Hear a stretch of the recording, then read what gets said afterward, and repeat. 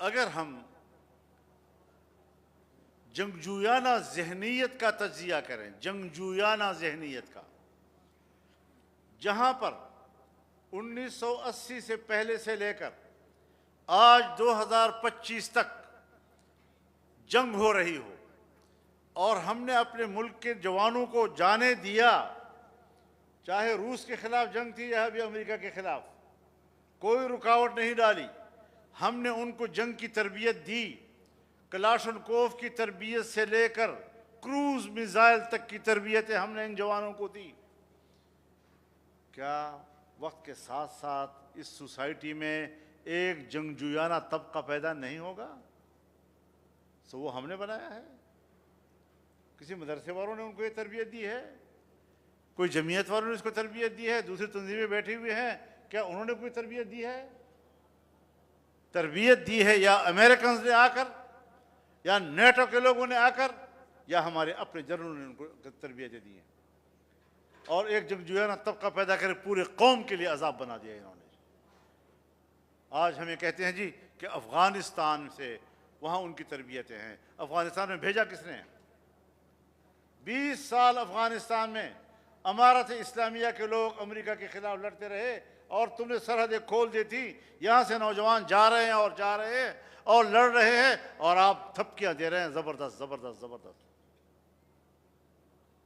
اب ایک طبقہ پیدا ہو گیا۔ اس وقت صورتحال یہ ہے کہ اگر افغانستان سے ہمیں کوئی شکایتیں ہیں کہ وہاں سے کوئی نوجوان آ رہے ہیں، مراکز وہاں پر ہیں، میں سمجھتا ہوں یہ شکایت اپنی جگہ پر بجا ہے، لیکن شکایت کا ازالہ کیسے کیا جائے اس پر غور کرنے کی ضرورت ہے۔ میں بھی نہیں چاہتا اور میں بھی اس کے خلاف ہوں کہ افغانستان سے وہاں پر مراکز ہوں اور وہاں سے مسلح لوگ پاکستان میں آ کر کارروائیاں کریں۔ آپ بھی نہیں چاہتے، پاکستان بھی نہیں چاہتا، ریاست بھی نہیں چاہتی، مذہبی جماعتیں بھی نہیں چاہتی۔ تو ایک شکایت ہے، اور میں اس کے لیے خود گیا ہوں افغانستان۔ کچھ علماء کرام یہاں بیٹھے ہوں گے جو میرے ساتھ گئے تھے، اور ہم نے وہاں پر ہر سطح پر گفتگو کی ہے اور تمام چیزوں کے حل نکالے ہیں۔ مہاجرین کا مسئلہ، تجارت کا مسئلہ، سرحدات کا مسئلہ، اور یہ جو مسلح تنظیمیں ہیں ان کا مسئلہ، تمام چیزوں کے حل ہم نے نکالے۔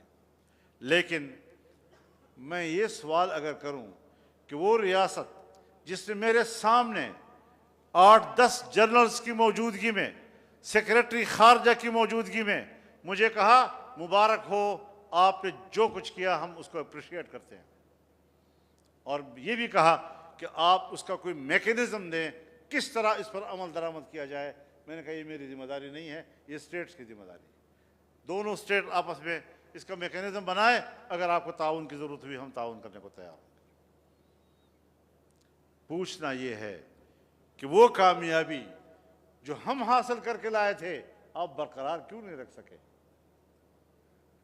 اور اس سے بڑھ کر سوال یہ ہے کہ پاکستان کو 78 سال سے ایک پرو پاکستان افغانستان چاہیے۔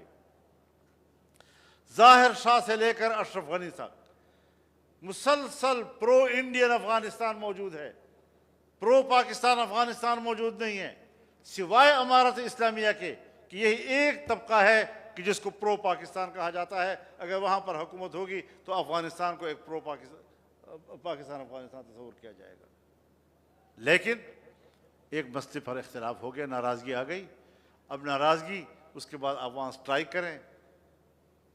جب کابل پر آپ بمباری کریں گے تو ظاہر ہے کہ یہ ایسا ہی ہے جیسے کوئی آپ کی اسلام آباد میں بمباری کر لے، یہ تو آخری حد ہو جاتی ہے نا۔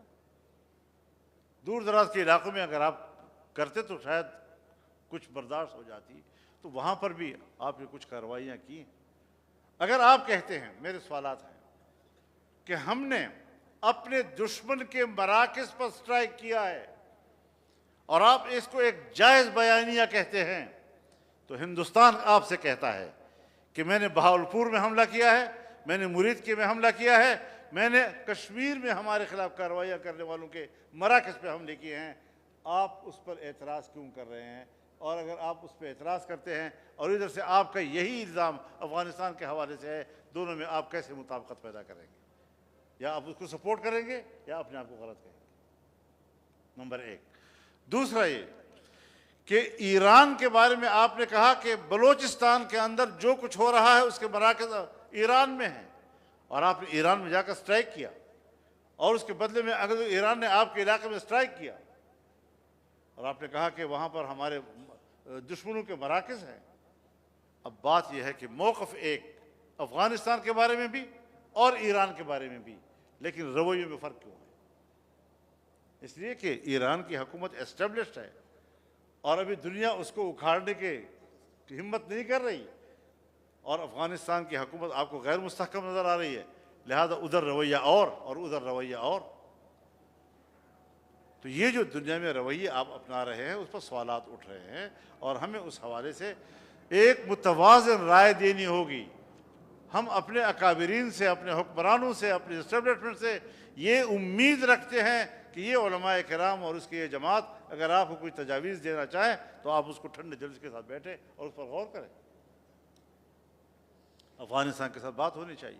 اب شکایت مجھے ہے کہ پاکستان کے اندر کارروائیاں ہو رہی ہیں اور مراکز افغانستان کے اندر ہیں، اور تمام ملبہ آ رہا ہے مہاجرین کے اوپر۔ اسٹیٹ کا اسٹیٹ سے گلا ہے، اور عوام جو مہاجر ہیں 40 سال سے یہاں رہ رہے ہیں یا 45 سال سے یہاں رہ رہے ہیں، سارا ملبہ ان کے اوپر گرتا ہے، اٹھا کر آپ ان کو پھینک رہے ہیں۔ حالانکہ مہاجر جب ایک ملک سے دوسرے ملک میں جاتا ہے اس کے بعد ایک وقت آتا ہے جب یہ دو ملکوں کا باہمی مسئلہ بن جاتا ہے، پھر دونوں ملک اس پر بیٹھ کر اس کا طریقہ کار ڈھونڈتے ہیں۔ ہر چند کے آج کہا جاتا ہے کہ افغانستان میں امن ہے، مہاجرین کو واپس جانا چاہیے، لیکن اس طرح نہیں کہ 40 سال آپ نے مہمان رکھا، اب اس کو لات مار کر گھر سے آپ نکال رہے ہیں۔ مہمانداری گئی تو اس میں بھی بین الاقوامی اخلاقیات، بین الاقوامی قوانین، بین الاقوامی رویے اس کے اپنانے کی ہمیں ضرورت ہے۔